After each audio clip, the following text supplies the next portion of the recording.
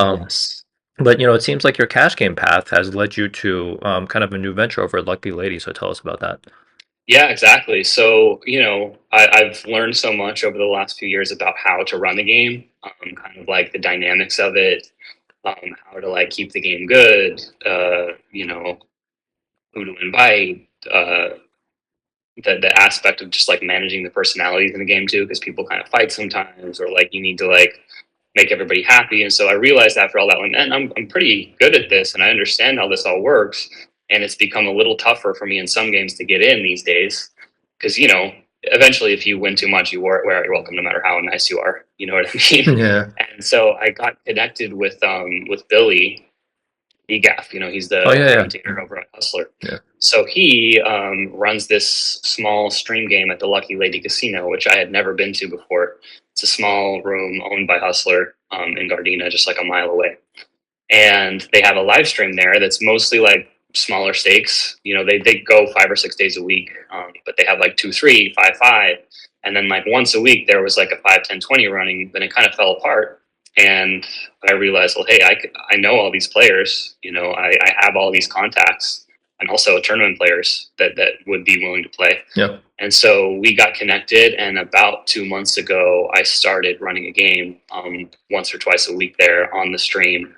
The game's 5, 10, 20, 5K cap once a week, and then the other day it's 10, 20, 40, no cap. So yeah, that game is really fun. It's on stream. The Lucky Lady Casino is very liberal with what they'll let us do, so we can kind of change the stakes, Nice. play different side games, play bomb pots, really whatever we want to do, they let us do. So yeah, I've been hosting that for the last couple months. It's been super fun. It's a grind for sure, just because I've got a list of 100 people that I'm inviting all the time, and like Nice. people say they're going to play, then they don't show up, or they cancel an hour before, or whatever. But like most of the time, I'm playing these games. It's me and sometimes all recreational players, which is pretty crazy. Um, and then it's nice for my friends too, my friends that are regs that are also like kind of similar mindset to me. When I need to fill a seat, they come over, or somebody cancels last second, they're going to run over there immediately, even if I tell them 10 minutes before they show up. So yeah, it's been a fun time. It can be very rewarding. At the same time, it's a lot of work just to get the game going. So like in the last month, I've been running terribly. So it's like I'll run this game, set it all up, and then I'm just losing my ass for like a month straight. So it's not that fun sometimes, because like it's hours of work to get it set up, and then you show Yeah. up and you don't make money. It's not very fun. Yeah. But in general, like it's such a sick spot, man. Like I'm loving it. It's a fun environment. Got to meet a lot of new people. Having the game be on stream is nice because people are aware of it. It's not like super popular right now because there's no RFID. Hmm. The way that this stream works is it's literally live. They have the YouTube chat on TV screens in the room so that we can interact with the players Oh, live. that's cool. Yeah. And then at the end of each hand, the winner of the pot has to show their cards. So it gets like put into the middle, face up, because there's an overhead camera, so that the viewers they don't see the cards as we play, but at the end they can see what the winner of the pot had. In the near future, they're going to get RFID, which is going to really pump it up and get the viewership up, and I think it's going to blow up. So I've been kind of building it up to that point, and I feel like next year it's going to be Hustler Junior, I guess. It's smaller games, but like similar action lineups, and just some crazy stuff happens, man. That's awesome. So Yeah. congratulations. Actually, not only your tournament success, but then it seems like you made a really successful transition into cash and then be able to run your own game, especially on a stream. But for people who actually want to get on that list of 100 people, like, well, what can they do? Yeah, so you can follow me on Instagram or Twitter X. It's just my first and last name at Jared Griener, Griener. I'll give anybody a chance to play. Don't get me wrong. If I know you and I know you're a very good player, like you're probably not going to be first on my list. But if you can kind of follow those things that I said, kind of be social, give good action. Like there's regs that get in my game every time. You know what I mean? And then, yeah, if you play for fun, this is going to be the type of game that you have a really good chance to win at. There's a few regulars in my game that play every week that they are not professional poker players at all, but they're sharp, they know what they're doing, and they're winning players in that game for sure. And then, yeah, if you just love action and you want to gamble, this is the place to come because anybody has a chance to win. We can talk a little bit about these side games too that we play because that really kind of changes the game a bit. It increases the variance a lot, but it just makes it to where you can't hide. People who play too tight cannot win in the game because of these games Mm. being structured the way they are. That's nice. Yeah. Yeah. So you actually have these side games that promote, some amount of pipping, right? So that keeps the game kind of loose and kind of fun.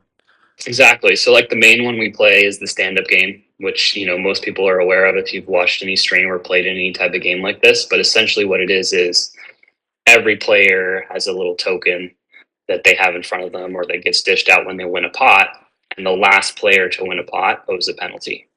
Um, so essentially, like the game will continue until there's one person standing that hasn't won a hand yet, and then they owe a penalty. Yeah. I play in the game. I keep it kind of small. It's usually like $600 to $800 if you lose, but it's still significant. Yeah. Especially like let's say you're only sitting on like a 2K stack, and there's your heads up. It's you and one other guy left. Well, if you don't win a pot, you're losing, a third of your stack. Yeah. And so that kind of forces you to really stick it in there with like some pretty light holdings, just because it's just math at that point. Like, hey, if I don't win this hand, I lose $600. If I go all in here, I'm going to win X percent of the time. If I get called, like I'm still going to win the pot a decent amount of the time. Like, it kind of becomes that meta there. Yeah. But yeah, that forces people to really get after it, and it's forced me to as well. You know what I mean? Like it's really helped me to find more bluff spots, get into situations where it's a lot of psychology of understanding because like the ranges just suddenly become like so much wider, and it's more about like what what would he do in this situation, or what's my perception of like how desperate is he to not lose this pot. But it's also kind of goes both ways. People go way too hard at it. You could be playing a 10K stack and you're risking that whole 10K to not lose $600. It's kind Right. of crazy, but people do it every single time in the Right. game. Yeah. You And know what I there's mean? like a It's like, social factor to it too, but it's great if you layer enough of these type of side games into the game, this is like the best thing to fight against like solvers, right? You can't solve for games exactly. like this. It's impossible.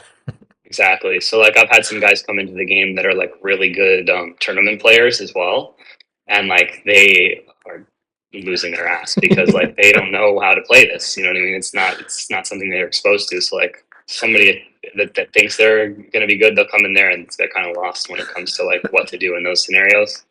So that's pretty fun. The other game we play is like it's a bounty game. So um, if you win three hands in a row, then everyone at the table owes you a bounty.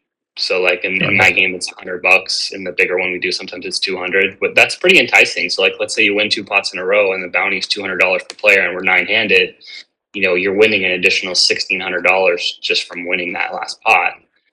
Um, Again, that becomes a scenario where like you've really got to get after it sometimes. And I've learned the hard way, just that like, hey, sometimes like what you got to do is literally just jam. You know, Right. like, hey, I get $1,600 extra here, folds to me in the cutoff, and I have $6,000. It's kind of crazy, but you can just open shove in that spot. Right. And like the meta there is that like, hey, the players don't want to call you because they only lose $200 if they fold. Right. So like, do I want to call off $6,000 with ace 10 offsuit? Or just give the $200, Or right? Yeah. just take the L. Yeah, Yeah. Yeah. exactly. So I've ran into aces two or three times somehow. So it's really rough when that happens. But yeah, it's a crazy environment, man. It's not normal poker, but I really like that. Yeah. I get bored easily in cash games. Yeah. That's why I love tournaments more. Is I never seem to be too bored, just because the dynamics are always changing, and there's that goal you're chasing, and the blinds are going up, the stack sizes are changing. That keeps me engaged Yeah. in tournaments. In a normal cash game, Exactly. especially now that I'm kind of spoiled from the stuff I play. If I go play a normal game, it gets boring pretty quick. Yeah, it's a grind. But I think there's also these social factors where just being able to win $100 off a bunch of people is like really funny, right? Just not being the last person standing. So even outside of the monetary benefits, there's also like that part of it too. And if you make the game like kind of friendly and enough, and you're kind of needling each other, that's like it's so much fun, Yeah. Yeah. Yeah, the guy that plays in my game almost every time that I love playing this with is Phil Luck. Oh yeah. Oh, he's perfect for those kind of games, right? Yeah. Yeah, he's one of my good buddies now. It's just kind of fun. People like to come play with him. People love seeing him on stream. Yeah. Randomly some guys will walk in, oh my gosh, that's Phil Luck. Yeah. Yeah. And then he goes wild in these I bet games. he does. Yeah. He just does some crazy stuff, just like shoving a 30K stack over a $400 raise. You know what I mean? Like Yeah. he's crazy. But yeah, I love playing with him. He makes the game super fun, and it's just a super social guy. And he always has some weird stuff coming out of his mouth from the He start. does, So yeah. it's He's just so like, much fun, the this guy. guy is like another planet. He is. But yeah, that's he's one of my main guys that plays. But yeah, it's super fun. But it can get crazy. Let me give you one quick example of another game that I play where these games can get insane. So there's a game that I play that one of my good friends hosts. He's a big VIP, and it's 2550. He hosts it at the bike, but he's insane, man. Like I can't convince him to make these games smaller, but he plays those same side games.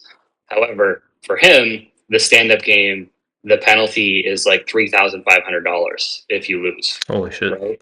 And like the game is 5 25 50 10K min buy-in, so like a lot of people buy in for 10K, and you'll find yourself heads up in this game where it's like, hey, if I don't win this pot, I lose 3,500 Yeah. bucks, and yeah, it's pretty wild.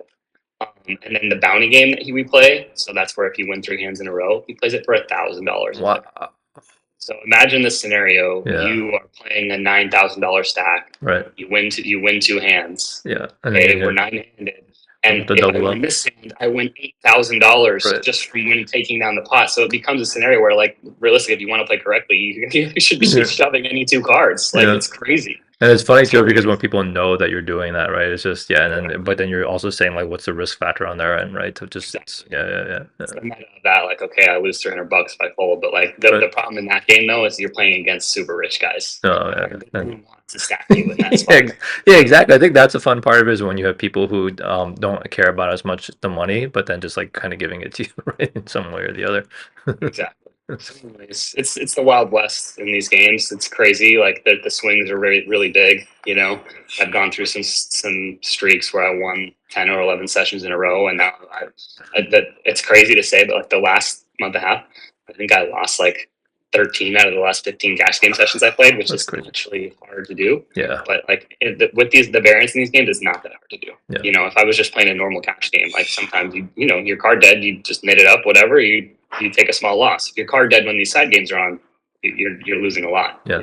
I think this is encouraging thing too is that very good players like yourself are going to lose their asses in these games sometimes, and it's just because of the variance that you introduce and because you're actually there not trying to like suck everyone's money grinding out Right. hourly, right? You're actually there trying to have a fun cash game, so that's awesome. So Jared, this was amazing. Thank you for coming on so much, man. I think the community is going to benefit a lot from hearing some of your not even just to get into these private games, but just being kind of a nicer person at the table, right? Being more friendly Yeah, at the table. of I think course. those are always good tips to have because it just makes keeps the games more friendly and everything. Yeah, it's good for you in the long run, regardless. Even if you're in public games, doing that is going to get you more action in the games you're in.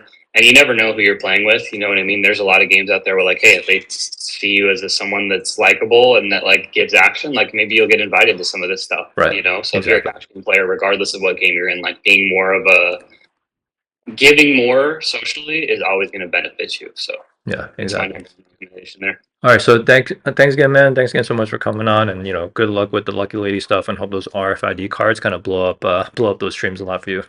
Yep, you got it. It's coming soon. We'll see you at the win. All right.